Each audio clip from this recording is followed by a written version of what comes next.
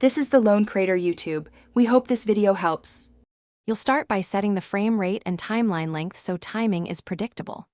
Next, create an animation folder and separate your drawings into clear layers, background, key poses, and in-betweens so you can toggle visibility easily. Import any reference or audio directly under the timeline and lock it. That keeps playback synced.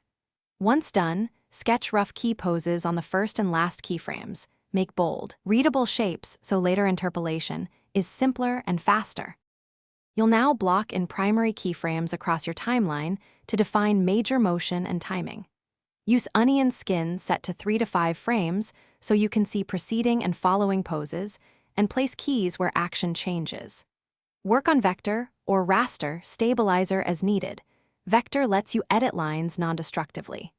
Label and color code keys to mark extremes versus breakdowns, because that visual order helps when refining motion arcs and deciding where to add in-betweens. Finish by cleaning lines and filling color on each animated frame, or by using timeline interpolation for smoother motion. Choose frame by frame for stylistic control.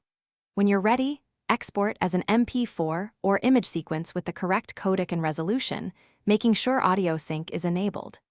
If playback feels off, troubleshoot by altering spacing between poses, adding holds, or increasing onion skin frames to preview motion. Also check layer visibility and folder nesting, which commonly cause frames to disappear during export. Thanks for watching. Consider subscribing if we helped you.